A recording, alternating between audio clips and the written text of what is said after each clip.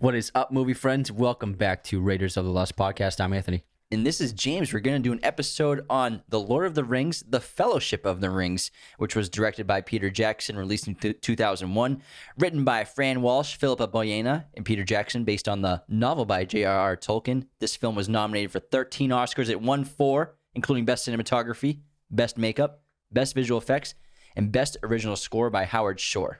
Yeah, I think that every Lord of the Rings movie should have won Best Picture when it came out. Absolutely. You could argue that all 3 are masterpieces. Yeah, that's the thing about this trilogy is that you could say that it is probably the greatest trilogy because every movie is a masterpiece. And The Fellowship was an amazing starting point and also a game changer for cinema itself in terms of Peter Jackson's directing, the visual effects, special effects, the production itself, and just the scope of it. It was astounding to see the first time. We were kids when it came out, and it's one of my favorite things to watch and easily one of my favorite movies. Yeah, it's ranked 10th best film all time on the IMDb user rankings, and all 3 Lord of the Rings films are actually in the top 14, and Return of the King is ranked 7th on that all-time list. So that's crazy. And you could even argue that this is the best film in the trilogy. Personally, for me, I put it like second best because I really think that the addition of Gollum in the second 2 are what makes the Return of the King that much better to get that story and that character. I agree with you because as great as Fellowship is, it's an amazing story, but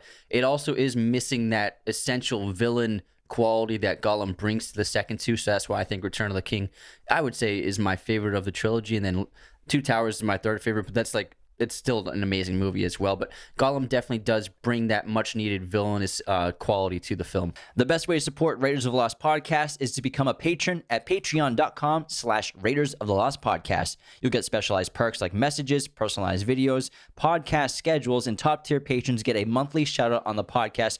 Head on over to our brand new website, RaidersOfTheLostPodcast.com, to check out all of our sources of content, our merch, which is all up for sale, our custom movie posters. And be sure to follow, subscribe, and leave those 5-star reviews. Thank you so much to everyone listening wherever you are around the world. Yeah, and this was a massively difficult task to bring these dense stories that J.R.R Tolkien wrote, these characters, these plot lines, bring it to a global audience who, for the most part, had never heard of Lord of the Rings or The Hobbit. I had no idea what a Hobbit was. I never heard of these characters. So I think it's something that the people in the UK were more aware of than people in America, probably, for sure. Yeah. And it's impossible to stay completely accurate to the story when you're dealing with something like this. And I think when you're dealing with filmmaking, of course, there are some things about the stories in the film that are both spot on. There's some things that are embellished, some things skipped over, and some things are completely made up. But these are done to achieve the best cinematic experience and story. So if people are upset with differences of the book and the film, that's the reason why it's done. It's because it's a different experience. Yeah, and a movie adaptation had come out in I think it was the 70s. I think it's 73. And it was an animated film of The Fellowship of the Ring. It might have been the entire story itself into a long film, but it was poorly received and didn't do very well. And seeing this inspired Peter Jackson to make the film because he only read the novels once, so it's not like he was a super fan. But when he watched that film, I think he saw there was so much potential to make a great film out of it, and that's what inspired him to do it. And he pitched this project to every studio under the sun, and they all said no. And the ones that did say yes, they wanted him to make all 3 novels into one movie. And that was his big, yeah, I can't do that. There's no way that would work, and I can't possibly make that happen. And eventually it did fall into the hands of Miramax, where they agreed to fund him with $180 million, but they wanted it to be 2 films, a 2-parter. And he said, maybe I'll say yes to that because everyone else said no to me. And then while he was mulling that over, he got in contact with New Line Cinema, an older production company that I don't think is around anymore, but it was big at the time. And they heard this pitch from Peter Jackson. It was the same pitch that Miramax liked. It was a 2-part franchise with 2 movies, and then New Line really liked the idea, but they said the one problem was they think it should be 3 movies, ironically. And so they greenlit it for Peter Jackson and gave him $300 million to make the entire project. Yeah, and that's what the fascinating thing about it is.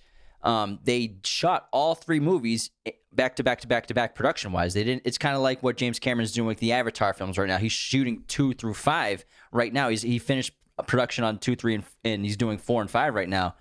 So that's basically what that's what Peter Jackson is. He shot all 3 Lord of the Rings films and then went straight into post-production and editing for Fellowship of the Ring while they were probably finishing up filming at the same time. I don't think the guy slept for 6 years. Probably not. Honestly, because like you just said, they were editing Fellowship while he was still finishing the production of the other two, and it's an amazing task that this guy did. He must have been working 18 hours a day for at least 6 years straight, and it's an incredible production in terms of the scale of it because they basically, as we all know, it filmed in New Zealand, and they built like this town in New Zealand, and they Hobbiton, like the production where they lived. And it's basically the same thing that Marvel has done in Atlanta, where they have just bought this giant piece of land and then built their base of their production on there. And they did the same thing in New Zealand, where because they employed 3,000 people in total, and this includes like production crew and artists and everything, and the actors, and so 3,000 people worked on this project, and they had a massive production where they had huge building constructed buildings and tents that were, this is the art department, and that's the sets department, that's the props department, that's the costume department, and it was this gigantic scale production that they just kind of like lived there for 5 years making this gigantic 3-part picture. And it's an amazing thing that Peter Jackson didn't lose control of the set, and he seems to be a great leader because only a great leader can oversee such a large scale production and number of people, and he seemed to do it without a problem. Hey everyone, do you want to be a guest on Raiders of the Lost podcast? We're doing a special giveaway for you to be on our show for Patreon members of Raiders of the Lost podcast. So if you're already a member of our Patreon, we love you and you are already entered into this contest. If you aren't a patron on our Patreon, all you gotta do is sign up for one of the tiers. We have a $2 tier, a $5 tier, and a $10 tier, each with different perks. If you sign up on our Patreon, we will enter you into the contest to become a guest on our show. We'll give you 1 week to become a patron and enter this contest. Go to patreon.com/Raiders of the Lost podcast to become a patron today. And it's even more impressive when you think about the task that he had of directing this film and the intricate details, because Tolkien created such a vast world and these rich characters and environments, and basically it's just this new world, Middle Earth, that had never been done. It's a fantasy film, and all these little aspects of the production in terms of the practical effects, the computer animated effects, the motion capture stuff that they did with Gollum that had never really been done before, building all the miniature sets. That's why it looks so good, is they actually built these places. They built Hobbiton, they built the castles, and they built Hobbiton a year before they started filming just to have it, make sure it has that weathered look, like it's been lived in and everything like that. And they actually hired shepherds to bring sheep there to actually eat the grass to make sure the grass was the right height. Yeah, so he had all these tiny little details in his head that he was controlling all day for a 5-year period that I'm sure is so exhausting on somebody, but he somehow held it together to make 3 of the best movies ever made. It's an amazing thing, and a lot of directors had thought about adapting this, and they thought it was unfilmable. Stanley Kubrick was actually asked to direct this, and he deemed it unfilmable. But Peter Jackson knew that with the dawn of filmmaking technology in terms of using computers to help make films in a big way, he understood that the technology was there, and it wasn't fully there yet. He and his producers were literally creating the technology and the softwares for the CGI as they were filming. I mean, the workshop Weta Digital that does some of the best visual effects there are. They win a ton of Oscars and they do huge movies now. But Weta began on this production, and Peter Jackson put his money into it. And so they developed all the softwares that they used to depict the war scenes and most of the CGI. So they were literally creating software as they were producing the film. Yeah, and it's a great fantasy adventure. And these stories are some of my favorite in terms of films and books. You talk about Star Wars, Harry Potter, Lord of the Rings. Those are like the top 3 for me. And you just enter this remarkable fantasy world, and it's just like a different experience, I think, than normal films. And it's kind of like out of your body because it's pure imagination. And Peter Jackson just visually harnessed the densities of these stories by Tolkien, which, again, they're so rich in detail and even encyclopedic at times, and he has to do it the right way. And I think the greatest strength that he did when he made the first film and they were writing the script is they focused on Frodo as the main storyline, the main plot of the film. He's the main character, and we're on his journey because all these characters, they kind of get equal time in the books, and you spend more time with Gandalf, you spend more time with Elrond. Yeah, it's written in the third person. Yeah, and so if you actually spend equal time with all these characters, it doesn't have that same emotional cohesion that you get with just following Frodo as the main protagonist, and I think that was the smartest move that they did. And because Frodo is the most relatable character, because as it's said multiple times that hobbits are the smallest of beings, and the irony of the entire story is that the smallest person can change the world and can contend with the evil power of Sauron. And it relates us to them because the world's so fantastical and there are these monsters and giants and creatures, and none of that's real. But being by Frodo for most of the film, it makes us feel like it's grounded in some way, I think. In this film, it's set in Middle-earth, and it tells the story of the Dark Lord Sauron, and who seeks the One Ring. The ring has found its way to the young hobbit Frodo Baggins. The fate of Middle-earth hangs in the balance as Frodo and his 8 companions begin their journey to Mount Doom in the land of Mordor, the only place where the ring can be destroyed. And so it's a great plot, really. It's an incredible story, and I love the world creation, the world building, these different characters, these different races of beings. We have the elves, we have the dwarfs, we have the halflings, we have men and humans, but even the men are different because like the people of Aragorn and Boromir, their bloodline, they're different kinds of beings that actually live longer than normal human beings. Yeah, Aragorn he has incredible strength, much more power than a normal human being does, and he lives to, I think, 150 years old. His race, so he looks like a normal man, but he's not. It's the Numenorian blood. Yeah. This episode is brought to you by our friends at Manscaped, the leaders in men's below-the-waist grooming. Use our coupon code Raiders of the Lost at checkout for 20% off and free shipping at manscaped.com. Again, Raiders of the Lost. Over 2 million men are using Manscaped products, including their incredible waterproof lawnmower 3.0 groomer with a built-in light. This thing is amazing. You can take it in the shower. It's waterproof and sensitive to the touch. Fellas, you need to get on Manscaped. They have amazing boxer briefs, their cologne, their deodorizers, their wipes. They've sent us everything.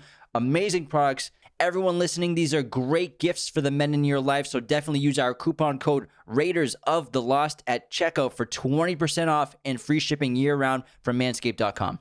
And so actually, since we just brought up age, I want to run through the characters and their ages because I think it's so fascinating. Yeah. It brings you into the fantasy world even more. And so I'm going to go from oldest to youngest in terms of the main characters of the first film. And Galadriel is 8,372 years old. She's played by Cate Blanchett. Still looks great. Looks fantastic. Glowing skin. Elrond is 6,518. He's starting to look his age a little bit. Hugo. Legolas is actually 2,931 years old. I thought you said legless. Legolas isn't Legolas. He has legs. Legolas has legs, and he's 2,931 years old. Arwen, played by Liv Tyler, she's actually over 2,700 years old. Gandalf the Grey is 2,091, but Gandalf the White is actually 0, so he's a little baby. But also, he's an interdimensional being as well. So, it's just a joke. And then Gollum is 589 because the ring had kept him alive and turned him from Smeagol into Gollum, which we learn later on. Gimli is 140, and these are all the times of Fellowship of the Ring. Bilbo is 129, and although hobbits do age slower than humans, Bilbo looks especially young for his age because the ring has kept him youthful, so that's why he looks so young even though he's so very old. Aragorn is actually 88 during this film. Frodo is 51. Again, hobbits age much slower, hence why he looks so young. And in the books, he actually has the ring for 17 years while Gandalf is going to learn information about the ring. And that's why when Gandalf comes back after a hiatus, he's like, Frodo, you haven't aged a day. And that's why Samwise is actually, they look the same age, Sam and Frodo, because Frodo hasn't aged since he got the ring in the books. Yeah, and so Samwise is 39. So it's both hobbits look young and age slower, and Frodo also had the ring. That's why he looks so much younger. Samwise is 39, and Samwise, his family worked for Frodo, which is why he calls him Mr. Frodo. So it's not just because he's younger, it's because his bloodline, they were, I think, just different social class than Frodo. Frodo is the leader of the clan of Baggins, so he's a respected member of the community. Merry is 37. Pippin is 22, hence why them two are so immature in these films. And then Boromir is 41 years old, and he's of the same line as Aragorn, so he can expect to live much longer. He looks 41, though. Yeah, he does. He's maybe the only one that looks his age in this movie. That's amazing, the ages. I love that. And Gandalf the Grey, he represents a character. He visually looks like he's about 60 to us. And so that's so fascinating, all these characters, and it really enhances that fantastical element of this whole story. Yeah, it's amazing because I think on paper, before these movies were made, I think on paper it could sound very nerdy, unpopular, and obviously not mainstream. But what Peter Jackson did was he took this property and he made such incredible films with it that they became some of the most widely successful films ever made, and I think they still are the most beloved movies. The IMDb top 14 list is just an example of that, and these films would be ageless because I know Amazon is making a new Lord of the Rings adaptation for their Prime service. TV show, right? Yes, billion-dollar show. It's going to be a 5-part TV show. It's going to be 5 seasons. They spent $1 billion on it, but it's going to take place several centuries before the events of Frodo and the Fellowship. The War of the Ring. Yeah, so it's going to tell the war of the different races of Middle Earth warring against Sauron's forces. Is going to be the age where Isildur was alive. And Isildur. Yeah, so that's Isildur. Isildur. Say it like Spanish. Sorry, Isildur. we're going to get so many comments. You actually pronounced it right. Unsubscribed. So we get so many unsubscriptions from pronouncing words wrong.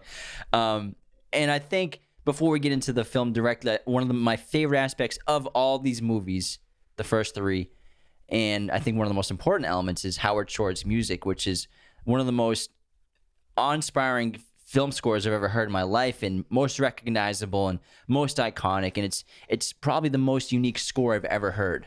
I think aside from Star Wars, this could be the best music ever made for film, and I think in a lot of ways it even surpasses Star Wars, because I think Star Wars, it has very recognizable themes, but I think these themes are just as recognizable and will be over time, and I think that what he did with the music just totally enthralled you with the film itself as it played. And James Horner was actually the first choice for the composer. He's another great composer, but he was unavailable, so Peter Jackson hired Howard Shore, and Howard Shore mainly did dark thrillers, dark horror movies. Like, he worked with Cronenberg a lot. He worked with he does the music for Scorsese movies if Scorsese doesn't have a dominating soundtrack. Oh, his score in The Departed is fantastic. Yeah. It's mostly acoustic guitars and stuff. But he also did like Seven, David Fincher's early films, and so he's always had a very dark palette in terms of music. And no, he had never done anything of this scale, but he managed to bring such an epic size to the music. It made the movie what it was. I think in a lot of ways, if you didn't have Howard Shore's music, it wouldn't be the same. Yeah, it really lulls you into this fantasy world that you're entering, and just from the opening credits and that opening prologue, just the themes that it just brings you in, and I think it might be the most powerful music in terms of how important it is to a film. Absolutely, and then it just gets so loud and bombastic, and also all the choir work, and there's something about choirs singing during intense action sequences or scary sequences, and it makes it feel so epic and otherworldly, and there's so much of it in these movies, and it works perfectly. Let's talk about the ring, the one ring to rule them all. How do you feel about that? The Ring of Power. Yeah, the One Ring. It's the most powerful artifact ever created in Middle Earth. It was crafted by Sauron in the Fire of Orodruin. Sorry, guys, for the pronunciation. Also known as Mount Doom during the Second Age, and Sauron's intent was to enhance his own power and to exercise control over the Rings of Power. So he wanted to gain lordship over the elves and all the other races of Middle Earth, and so he concentrated the ring with his power, and also his soul is concentrated into the ring, so he directly relates to the ring in terms of its power, its damage. If it ever gets destroyed, he directly gets destroyed. It's obviously similar to Horcruxes. It seems as though, they don't explain it too much in the films or books about Sauron, but it seems like he was a powerful sorcerer as well as just this giant, immense being. And I'm so curious about seeing him in the Amazon show. I can't wait. I'm very fascinated by how they'll depict him. But and the thing is, with the ring is, I'm so fascinated by the powers it grants the holder, in terms of it pretty much grants immortality, although it does have drastically negative effects on who you become, in terms of Smeagol going from a basically very similar halfling to a hobbit to becoming a monstrous version of himself over the hundreds of years he carried the ring, and also providing invisibility, but it has the crux of being in the sight of Sauron or the wraiths if they're nearby. But then also it keeps you youthful for a time. Yeah, and actually I believe that J.R.R Tolkien, when he originally wrote The Hobbit, which was first before Lord of the Rings, right? When he wrote that, I think that was He wrote The Hobbit first. Yeah, the ring is in that, but really the ring is just grants invisibility, and then he actually changes it later on with, I think, a new addition in the book where it actually gives it that immense power for the Lord of the Rings films that he created. And I love that concept that you were just talking about, how it turns you dark and turns you evil, basically, and corrupts you. But you could also argue that if you were already an evil, dark being, it might even just make you even more powerful, and maybe it doesn't have that same effect because you're so evil or dark, or maybe it even makes you even more sinister. And I love the prologue of this film with Galadriel telling us the story of the rings and the One Ring, and we get the battle and the war. And I think it's just a smart way to open the film, because we need a strong few moments of exposition for this world and this storyline. You can even compare it to the scroll of the opening of Star Wars films. Like the first time you saw it, it looks like giving us exposition that the director, you need this information right now at the beginning of the film to understand what we're doing. And it's really important because, of course, Star Wars does that every film, but for Lord of the Rings, they only do it for just one movie that has to translate for 3 films. And so it's a very integral part of the film, and I loved it. And I think it works best with Galadriel rather than, I think they shot it with, or they recorded audio with Gandalf doing it. It just didn't have the same effect. Frodo too. Yeah, Frodo. It's an amazing opening because once it's over, you're like, okay, I'm good. I understand everything about this world. I've learned everything I need to learn about the history of the ring, and I'm just ready to go. So I think Peter Jackson brilliantly set up the film franchise with this opening. And it's almost like a Bond movie with a crazy action opening with the battle. Yeah, exactly. But it's all exposition, so it's great. And it's not just someone speaking narration. We're watching it happen with action. Like Peter Jackson's showing us what happened. And the visuals of the rings, it's beautiful. And then also, like, because it's it has a slow start, the first act, I think that showing this battle in the opening of the film is vital to keeping audiences at the edge of their seat when watching this movie, because you're on 1 minute into this movie and you're seeing the most epic battle you've ever seen in your life on screen. Yeah, it just brings so much anticipation into what you're about to witness. Even though we spend like 20 minutes in Hobbiton and some people like, it slows down and, we're relaxing, we're having a good time and we're laughing, it still gives you that anticipation that like some crazy stuff's about to happen soon. And obviously in the opening and the prologue, we learned that Isildur cut the ring off Sauron's hand, but then he refused to tossed the ring into the fires of Mount Doom, instead kept it for himself, which quickly led to his death. And then that's how the ring was lost for like 2,000 years, I think, and that's when Gollum eventually found it. This episode is also sponsored by movieposters.com. Use our coupon code Raiders15 to get 15% off your order today. If you're checking out our set online, you'll see that our set is decked out with these amazing posters. Movieposters.com is the #1 place to get your posters online. If you're a fan of movies, if you're a fan of TV shows, there's no better way to express that love than with a movie poster. Again, check out our website, RaidersOfTheLostPodcast.com, to check out the custom-made posters James and I made. We did one of The Shining. We also did one of Lethal Weapon, as well as the custom Raiders poster, which MoviePosters.com is selling on their website. So head on over to RaidersOfTheLostPodcast.com to check those out. And for any other poster needs, again, go to MoviePosters.com and use our coupon code Raiders15 to get 15% off your order today.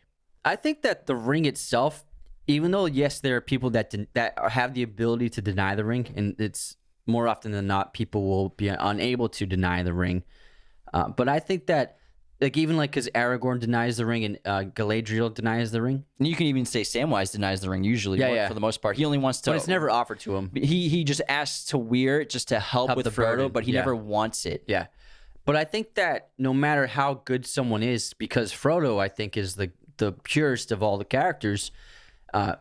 if they ever get to that point where Isildur was and where Frodo ends up at the end of the Return of the King, I don't think anyone will be able to throw the ring into the lava pit. I don't think anyone has it in them to completely destroy the ring, which is why the way it was destroyed was with Gollum fighting with Frodo and accidentally falling off the cliff. So I think that the ring is so corruptible and has so much power that even the most good of us, they won't be able to destroy it ultimately. Yeah, really all Frodo can do is bring it to Mount Doom. That's the only thing he can do, and you can argue that, like you said, no one could have done that, and that's why Gandalf aggressively refuses the ring and tells Bilbo to never offer it to him again, or I think he tells Frodo to never offer it to him again because he's such a powerful being that he can't help but be corrupted by it. And then he would have become like super powerful. That would have been crazy. Yeah, and then Boromir has 2 instances in the first film where he's thinking about the ring. And in the first instance, when he holds the ring on the mountain in the snow, and he's like looking at it, and Aragorn tells him to give the ring away. And then obviously at the end of the film, when he tries to steal from Frodo, so even the great men of us, he's a prince of Gondor, he's even corrupted by it. And right after that, Aragorn denies the ring, but you can tell in his eyes that he's fighting as hard as he can not to take the ring in trying to fight off that temptation. Yeah. There's a couple of really cool production facts about the ring. That one of them you just mentioned is that shot with Boromir on the mountain in the snow. Before Boromir picks up the ring, there's the shot, and the ring's in the foreground, which means it's right on the right up to the camera, and the camera's like on the snow, and then Frodo's in the background. But in reality, a ring is so small that it would look too tiny. And so they built a ring that was 6 inches wide for that shot. And then for that... And probably for the opening shots, too. Or they probably use a macro lens. I'm sure they use different kinds of rings. Yeah. No, they didn't. They don't have to use a macro lens if they build a big ring. That's so true. They probably did. But in terms of that amazing shot when Bilbo drops the ring, when Gandalf convinces him to just let it go and to leave, if you remember, the ring falls onto the floor of Bilbo's home, and it doesn't bounce or anything. It just slams down and doesn't move. And the way they achieved that effect was they magnetized the floor. Oh, that's really smart. The floor was a magnet, so when the ring landed on the floor, it just pressed right against it and didn't move. So it's an amazing little production tricks they used for the ring, which I really love about the movie. In the ring, obviously, when the film is opening, it's in Bilbo's possession, and basically the way that Bilbo gets it, it differs from the books and movies, and I think there are actually 2 different versions in the books that J.R.R. Tolkien changed it, obviously, because he wanted to make the ring a more powerful element in the Lord of the Rings trilogy. He was like, "Oh shit, I got way better ideas for this thing." Wait till you guys see. So he made new versions of The Hobbit, where the ring. I think there's a version where Bilbo dupes Gollum into giving him the ring, and at Misty he tricks him into losing a bet. It's a riddle game, and he gets the ring in the Misty Mountains, and then another version he just stumbles upon the ring in the dark and slips it in his pocket. He doesn't really think twice about it. I think that's what they did in the Hobbit movie. I think that's the original. Well, yeah, I think that's the original book too. Mm-hmm. And then but basically the film opens up where Bilbo's had it, and you can argue that the ring probably wanted to be apart from Gollum in a way. You know, it was. I think they say in the film, its time had come to leave Gollum, and it wanted to find a new being and a new master to hold it. And in terms of it, you're talking about Sauron's soul. Yeah, you know what I mean. So Sauron has some hold over the ring, and he lives within that ring as well as being able to see on that tower of Mount Doom. Yeah, I think it's really fascinating if we talk about Bilbo versus Frodo versus Smeagol/Gollum, and how the ring affects the 3 of them in different ways. And why does the ring affect Frodo so much more than Bilbo in terms of negativity and more like eating at his soul? And I think it's because Bilbo never wanted to destroy the ring, so the ring didn't have to offer up a defense mechanism to try to stop him or to try to get him found. Whereas Bilbo basically uses it as a tool for the most part, and he lives in harmony with the ring. I would argue that the closer that the ring comes to Mordor, the more powerful it becomes. And so that's why it has more negative effects on Frodo as the story unfolds. Well, both could actually be, they both kind of go hand in hand in a way, because the closer you're getting to Mount Doom, it's probably assuming, but it's also watching and sometimes sees Frodo when he puts on the ring. And whenever there's a wraith nearby, it taps into the power of the ring. So I think that because of the journey, it brings so much power to the ring itself. Yeah, but I mean, you can argue Bilbo has had the ring for decades, but the only time you really see what it's done to him in terms of like this inner monster being is when he sees it on around Frodo's neck, when he gives. When he sees it around Frodo's neck after he gives him that Mithril Elvish chainmail shirt. And we see like you see the evil monster that's deep down inside of him, because he hasn't had the ring, and he doesn't want to live another day without it in a way before he goes off and hangs out with the elves for the rest of his life until his death. And in terms of Gollum, he differs from Bilbo in the fact that he was alone and isolated with the ring. Whereas Bilbo was surrounded by friends and family, and also Gandalf, who played a major part in convincing him to give up the ring because he knew it wasn't good for him. And so since Gollum didn't have anyone around him, it just poisoned his mind and his body over the centuries he had it. Well, two things to bounce off that. You can argue that Bilbo would have eventually turned into something like Gollum or like Smeagol, what he became in terms of Gollum, and he maybe would have gone to the caves and dwelled alone with his ring like that, because at some point, he's going to start breaking down and become more evil. I think that would have happened to him at some point. And also the way that Smeagol and Bilbo obtained the ring, which obviously we're going to talk a little bit about Return of the King right now, is Smeagol gets the ring through an act of pure evil by murder. So maybe that imprinted a destruction of his soul in a way to make him more susceptible to succumbing to the evil nature of the ring versus Bilbo, who just found it out of curiosity. And I would suppose that the thing is, when Bilbo found it, he was alone. Whereas what would have happened if someone else was there? So I think I think that something similar would always happen, because the ring has so much power and its ability to corrupt the minds of others and to influence them and to make them tempted to desire it above all other items and all other things. So I think that if Bilbo wasn't alone, there probably would have been a fight with another character. Yeah, it's possible. Yeah. But also in the books, I believe that Gandalf insinuates that whatever kind of hobbit or halfling that Smeagol was, he wasn't as peaceful and good natured as the hobbits are. So I think maybe that also factors in. That's the thing about the hobbits, is they are the purest of all beings. I would say they're just pure. They're just good. They're good natured and they're pure people. And I think they're simple, loving people, which makes it important for Frodo to be the one to be the ring bearer, because he is the purest among all other beings in Middle Earth. But again, the ring still has that effect. And in the film, before Bilbo goes away, he says the lines where I feel thin, sort of stretched, like butter that has been scraped over too much bread. And he even calls the ring his precious, where Gandalf is shocked because only one other person has referred to it in that way. So I think even Frodo and Bilbo would have eventually become Gollum if they just ran away and just kept the ring for themselves. And the thing about the ring is it's such an ancient artifact that nobody knew where it was, and Gandalf didn't even know what it was until he went and Wikipedia'd it. It takes 17 years of research for Gandalf in the book, but in the movie it's just like he goes to a library and like shuffles a few pages. He's like, oh man, it's the ring. And even Saruman didn't know where it was. And I think Saruman's a really fascinating character because he is a white wizard in terms of he's supposed to be an agent of good and purity, but he secretly has been using, I can't remember what that orb is called, but he's been using that orb, which means he's already been tempted by Sauron, and he's very interested in Sauron in his army. And when he learns of the ring from Gandalf, he shows his true nature as being an agent of Sauron. Yeah, you can imagine that Saruman was once a just and good wizard like Gandalf is, and even when he's in the Two Towers, when Merry and Pippin are with the tree folk, they even talk about how Saruman used to stroll through the woods peacefully. And however, I think that Saruman is more focused on survival, and he's corrupted by power now because he thinks there's no way that Sauron will be defeated by the beings of Middle-earth, and that it's inevitable that he's going to take over. So he might as well get in while he can, get a foot in the door, and be his VP. I think his running mate. Yeah, I think he's essentially taken the place of he'd rather serve the devil than die.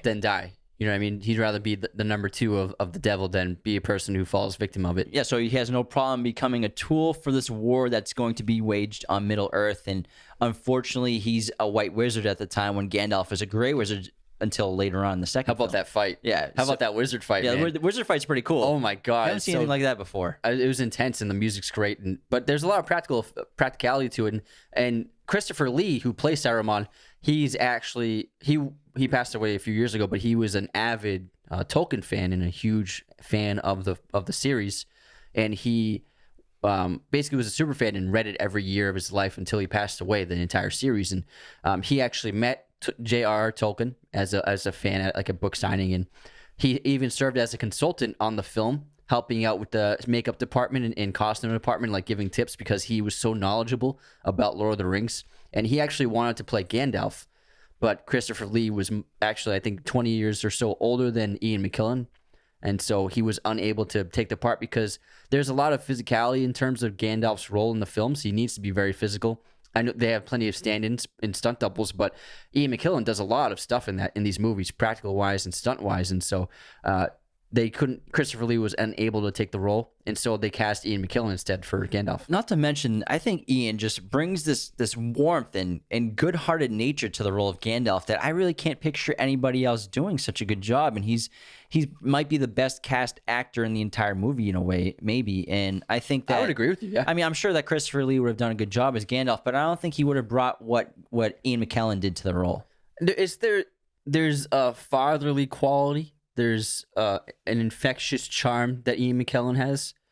And there seems, no matter what role he has, even as Magneto, you feel like there's something good within him. And with this movie especially, that goodness pours out of him. And I think Christopher Lee, I think he just doesn't have that personality or the mannerisms, the way he speaks, and he's more of a villain. Yeah, some people look works like better. villains. Yeah, he works better as a villain, like Count Dooku. He's a great villain. There's a reason why Alan Rickman is Snape. He's perfect as villain. He's been a villain a bunch of times, and there's a reason why. Mm-hmm. Gotta play to your strengths, man. As the hobbits take this crazy journey, leaving Hobbiton, they encounter. Oh, real quick, there's this great YouTube clip I saw that someone made where you know how Frodo and Sam are leaving the Shire for the first time, and they're where the Scarecrow is, and it's the furthest he's ever been. Sam's like, "This is the furthest step I've ever taken." Someone made that on a loop for an hour, so it's like every time he takes a step, it's like him again going, "This is if I take one more step, it's the furthest I've been away from home." Then he takes a step, it's you gotta look it up. It's so funny. That's again, it's like, "Take one more step, it's the furthest I've ever been from home." That's amazing. It's an hour. In terms of the hobbits, because I think they're 3 feet in height.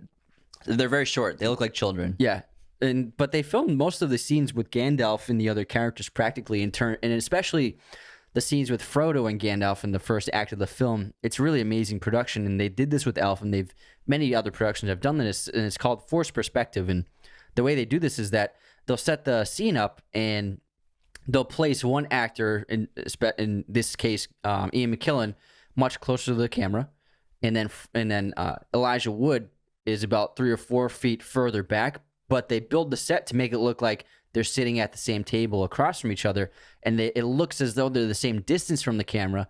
But because of the lens, it blends the image together and makes it look as though they're sitting at the same table, where in fact Frodo is several feet behind him, and that forced perspective makes it look as though Frodo is tiny compared to Ian McKellen. Yeah, it's an in-camera optical illusion. It's genius, and it works very well practically, and looks real. And they even had several sets where they wanted the camera to move to make it even more like, guess what? We're not no special effects here. And the way they did this was they would have the camera move, and then the sets would move, and different set pieces and tables and chairs would move the actors. So the actors and cameras would actually be moving on cue with one another to help provide this technique and to hide the real size difference. And in terms of the other characters of the forces of good, I think Aragorn is he could be my favorite character, and he is the ultimate, you could say, leader in this film. Yeah, he is nobility because he's the descendant of Isildur, and he's the true king. Isildur, sorry. What do I keep saying? Isildur. Isildur. Say it like it's Spanish. Isildur. Isildur. Oh, that's better now. There you go. All right, so he's the true king of Gondor, and the descendant of Isildur. And I want to give a little backstory on him, because I'm sure a lot of people are confused how he can speak Elvish and why he's part of that culture. Because when he was 2 years old, his father was killed pursuing orcs, and afterward he was fostered in Rivendell by Elrond. And that's why he was raised by elves, and that's why he can speak Elvish. And that's where he met Arwen and developed that relationship with her. So cute. So he was a little kid, and she was 300 years old. Yeah, but Aragorn is basically the prophecy of the return of the king of Gondor, who's supposed to end the war and to bring peace to Middle Earth again, and unite men. Yeah, unite mankind. Yeah, and bring peace to the region again. And in the Fellowship of the Ring, Boromir, he's a prince of Gondor. He's the prince of the steward. So he's the son of the steward of Gondor, and the steward is the king in place. We'll meet in Return of the King. And so he's not the real king, but he's the steward. And so Boromir and him have this sort of rivalry where Boromir obviously doesn't believe, or he's very skeptical of Aragorn and who he is and if he really is the heir to the throne of Gondor. And obviously you probably would be too if you were a prince of a country or a nation. And then this guy's like, oh, hey, I'm the king. I'm the real king. Because keep in mind, he's just a ranger. Yeah. And even though he's heard of the prophecy and the legend, how can you know what's the proof? And there's that great scene where Aragorn and Boromir are observing the pieces of Narsil, which is the sword that Isildur used to slice the ring off of Sauron's hand. And this is before they set off on their journey. And this is where we get more of that rivalry and the doubtful perspective of Boromir. And also we see a lot of self-doubt in Aragorn because of his bloodline. And he knows who he is, but he kind of, in a way, is denying it because he doesn't want to have that shame on him where he's part of the bloodline of men that couldn't finish the job of destroying the ring and were corrupted by the ring. So part of him doesn't want to be part of that bloodline in a way for me when I watch this. Nicolas Cage actually was offered the role of Aragorn, but turned it down. He was Peter Jackson's first choice. So wasn't Daniel Day-Lewis. Daniel Day-Lewis and Russell Crowe as well.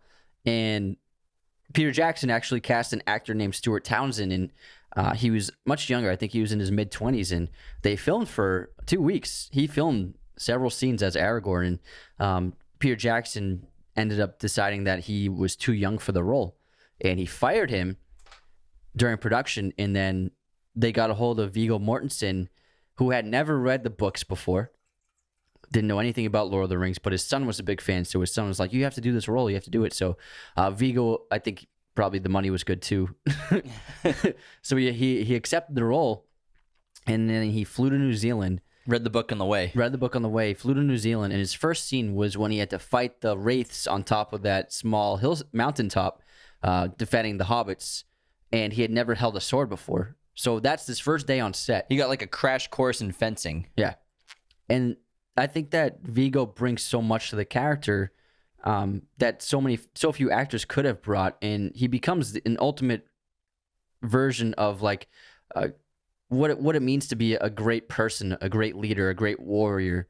And Viggo also performed pretty much all of his own stunts, and he even insisted on using a real sword. Not most swords, like all the swords on production, are usually rubber or plastic or some kind of material that it's not harmful, but he wanted a real steel sword the entire time on set. And he even carried the sword around with him and took it with him everywhere when he wasn't shooting. I'm sure it wasn't sharp though. Yeah, probably a little bit, but you gotta kill somebody. Okay, maybe it wasn't sharp. But he actually got stopped by police and was questioned by police multiple times because he was just like around town carrying a sword.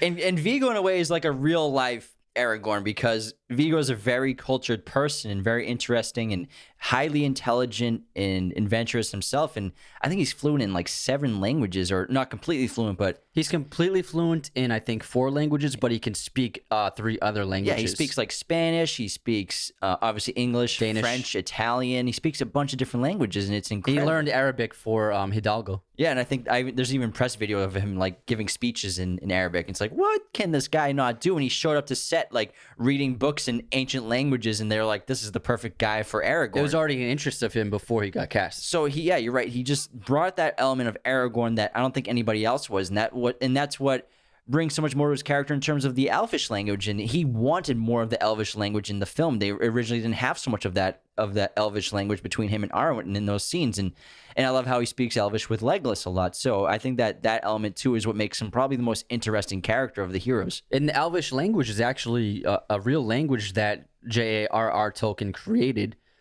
It was not a full language, but he created a pretty extensive dictionary of the Elvish language, and a dialect coach was hired, and he trained the actors to speak Elvish he himself listened to old recordings of J.R.R. Tolkien reading his book aloud, and so he heard how J.R.R. Tolkien pronounced the Elvish words, and so he taught this to the actors so they were able to speak it perfectly in terms of how Tolkien wanted the dialect spoken. Imagine being that smart that you just create a language. Yeah, that guy's wicked smart, man.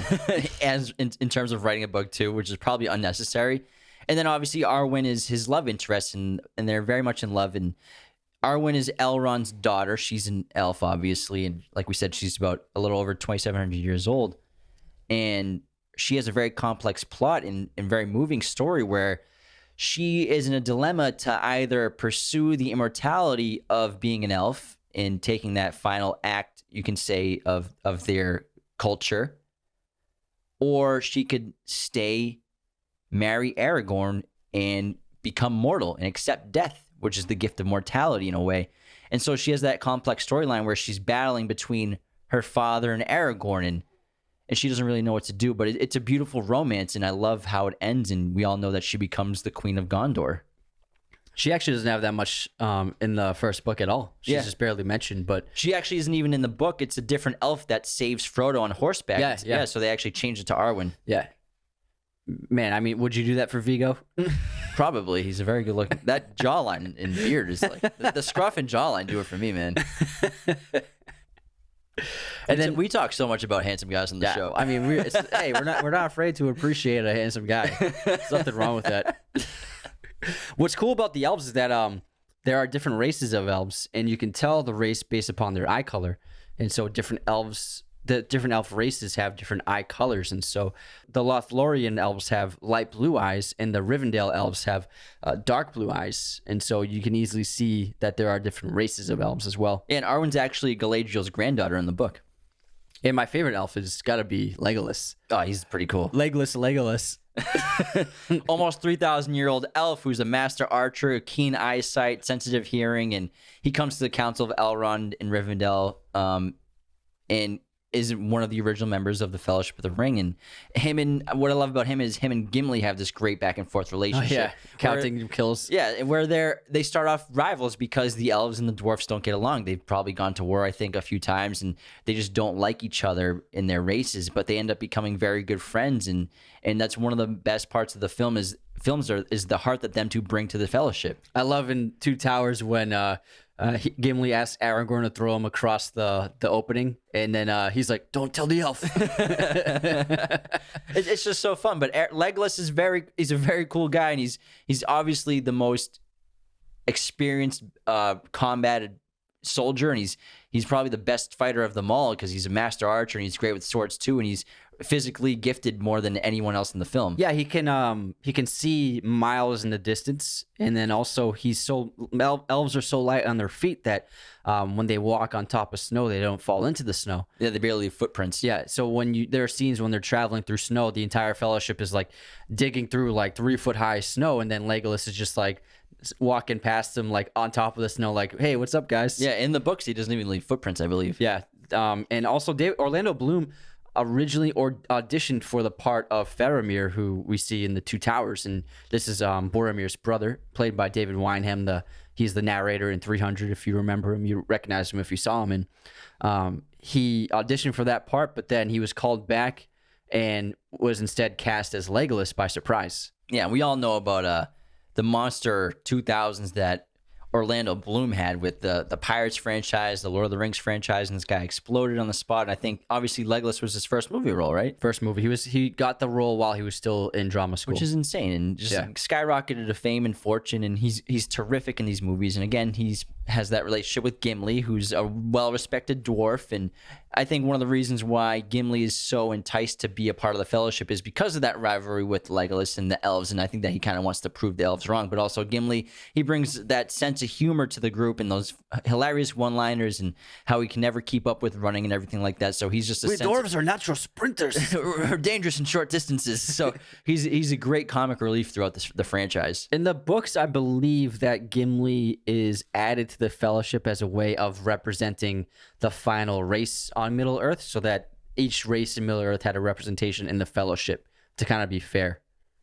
And he's played by John Rhys Davis, I believe. Yeah, and famous for Indiana Jones, which is really cool. And he's actually the tallest actor out of all the Fellowship of the Ring.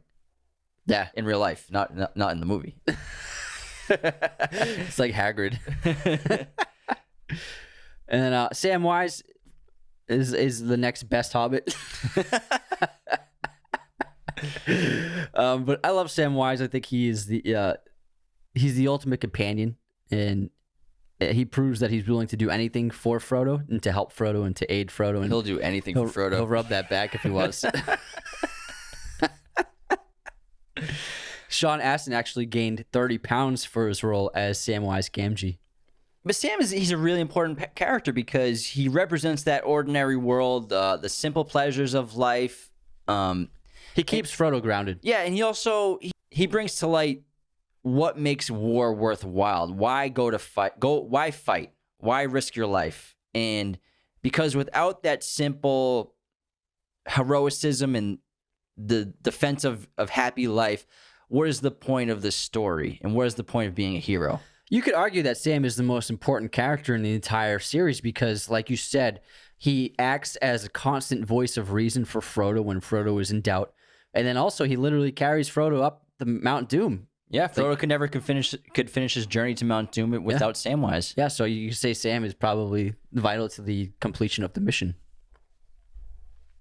And Sam's loyalty to Frodo obviously never falters, and he never gives up on Frodo, which we learned throughout the series. He never stops supporting him, even when Frodo abandons him later on. He's such a good friend, and he joins this journey just out of his strong moral character. Yeah, he does that. He has moral fiber. Yeah, he has moral fiber. And Peter Jackson, I love. He brings some really great filmmaking in terms of classical filmmaking and practical effects, and his history of working in horror in New Zealand. He made a few horror films and were his early films, so he brings a lot of like great gore to the films and like freak out shots. Yeah, freak out shots that keep it in the PG-13 range, but are still like pretty scary. I mean, the orcs are terrifying in these movies, and I remember being a kid and just being horrified by them. But that's part of the experience. Is like you feel fear just like how the characters feel fear. So it's not like they're coddling you as you watch these movies. You know what I mean? And then Merry and Pippin, obviously, they bring a lot of comic relief too, and they're really fun in Hobbiton when they set off the dragon firework, and they join the journey with Sam and Frodo, and they go through massive transformations as characters where, they're very innocent and playful and always goofing around to where they become serious. They provide serious contributions to the war. They help bring down Isengard, and they're integral figures to this story. Yeah, once again, the smallest of people can have the biggest impacts. And then the final member of the Fellowship of the Ring is Boromir, and he's a Prince of Gondor again, the heir of the Steward, and skeptical of Aragorn, and Boromir refuses to declare Aragorn his king until it's his dying words when he finally accepts him for who he is, and that's because I think Boromir didn't have enough time to see the kind of man that Aragorn is and what he represents and how good of a person he is and how he does have those traits that are required to be the true heir and legend of the King of Gondor. And then he dies, like he always does. But he is heroic because Boromir, he goes through temptation of the ring himself, where he attacks Frodo and basically tries to steal the ring from him at the end of the film because he's become corrupted. He wants it for himself. He's also full of envy. He's like, why it should be mine? Why can't it be me? I want to be the person that has to bring the ring. You can't do it. You can't be trusted with this task. Do you really think that you'll achieve this? And he thinks that it's only him that can do it because obviously men will be corrupted by it. And you also see that kind of perspective in terms of Return of the King with his brother Boromir, who takes his men on that suicide mission to try and gain back the city, even though it's been lost to the orcs, and out of the need to prove something to his father. So I think their father is so overbearing and such a dominating person in their lives that he elicits this desire to become to overcompensate in a way. Yeah, and you can obviously say that they're overcompensating because they aren't the true kings and heirs of Gondor. They're not the real king, and maybe he's skeptical of Aragorn because he doesn't want to admit who he is because he doesn't want to give up his potential rule over Gondor. Man, he's insecure. Poor guy. He's super insecure in this movie. Poor guy.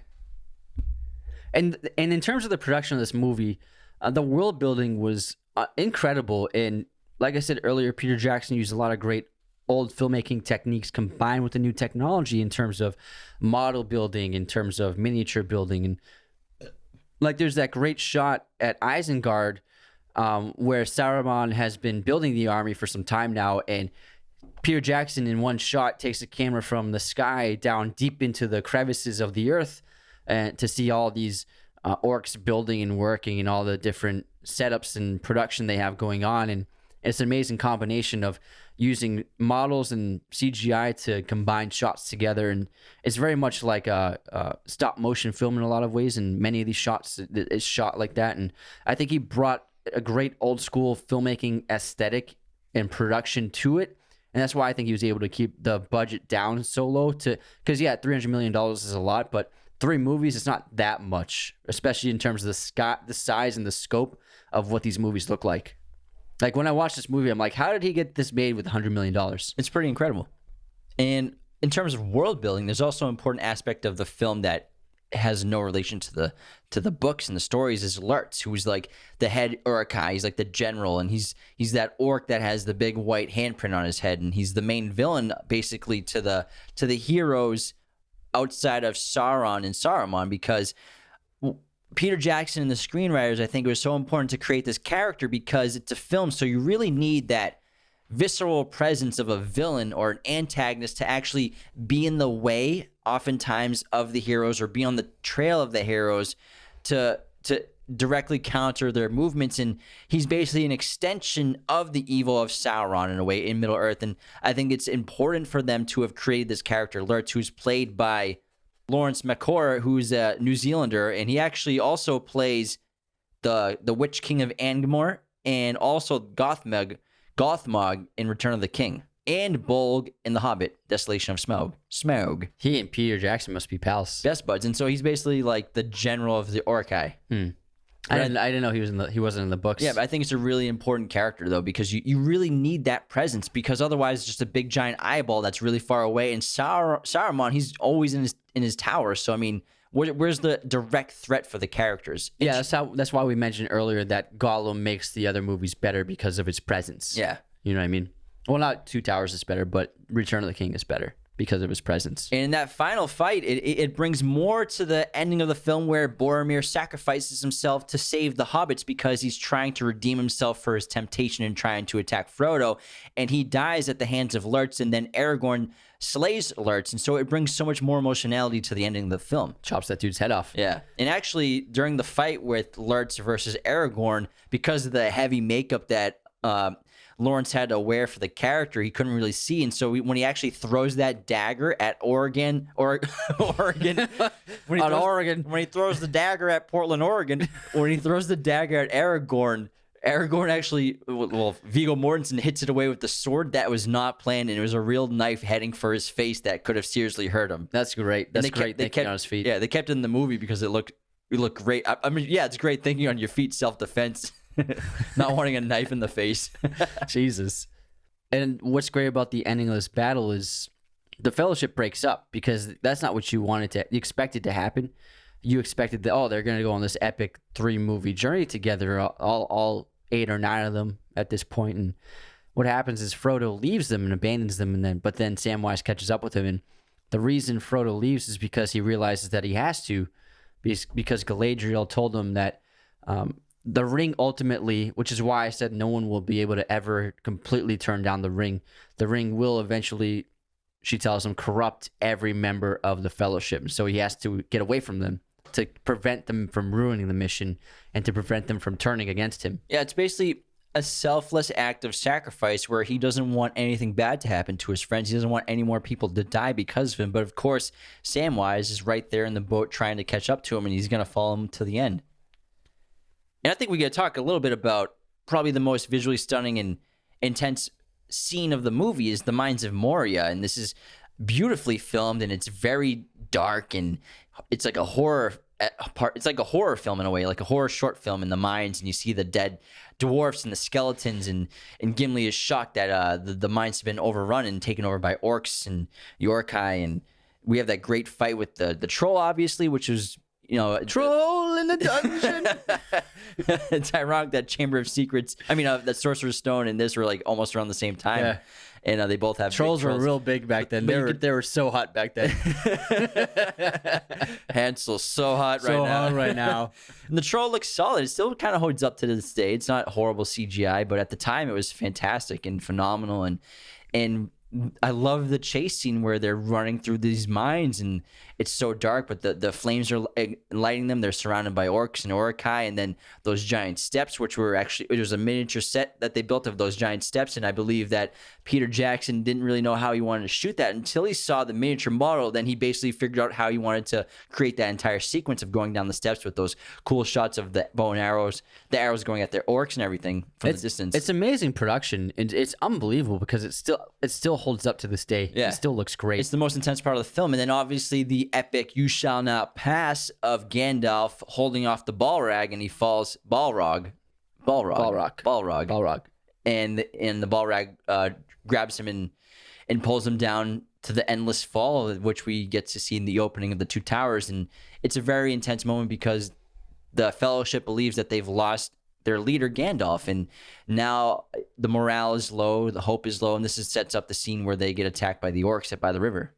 This movie's so epic. Well, because after that they go to the elves. Oh yeah, they go to Lothlorien. Because this movie it's insanely epic because you expect this seems like it's the climax of the movie, You're right, but it's not. It's the third act hasn't even started yet. So that's how dense this movie is and how epic this movie is in terms of scale and the size of it, because there's this amazing sequence and it's not even the end of the movie yet. And so I think that Peter Jackson did an amazing job depicting these scenes, and it's just once the Fellowship gets going, it's nonstop and it's unbelievable. And I remember when we saw this in theaters and the ultimate cliffhanger of what's going to happen next in the next film. And I'd never seen anything like it. And I still love all these films. I can watch them anytime, any day. I've seen them all 20, 25 times, and I'll put them on any night, no problem. And no problem. It's probably the greatest trilogy of film ever made. And that's going past The Godfather, The Dark Knight Rises. It's probably the best one. Yeah, I agree with you. It could be. Want to hear some cool, fun facts about Lord of the Rings? I would really enjoy that. Here we go. Ready, everyone? So Sean Bean, who plays Boromir, has an intense fear of flying, and he'll only fly if it's absolutely necessary, and there's no other way around it. And so obviously in lots of these scenes, they shot on location in New Zealand and on top mountains. And for the production, what would happen was the crew and actors would be flown on top of these mountains on helicopters, like 2 or 3 at a time. But Sean Bean, being so terrified of flying, is he refused to go on a helicopter. And so what he would do is every morning before filming, he would get into his Boromir wardrobe and he would hike up the mountains for 2 hours each morning to the set rather than taking a helicopter. And then he would hike down at the end of the day. I think one of the reasons that this film looks so visually stunning is that Tolkien artists Alan Lee and John Ho, they were responsible with creating the concept art of this film, and it's just as integral, you can see visually, as like those original concept drawings were for Star Wars. And if you look at the images, they're stunning, and it seems like Peter Jackson really tried to stay as close as he could to the images that were created by Alan Lee and John Ho. Like we said earlier, all 3 of these films in the franchise, they were filmed simultaneously, back to back to back, and the shooting lasted 274 days over a total of 16 months. And this is exactly the same amount of time that was taken for Francis Ford Coppola to film the movie Apocalypse Now.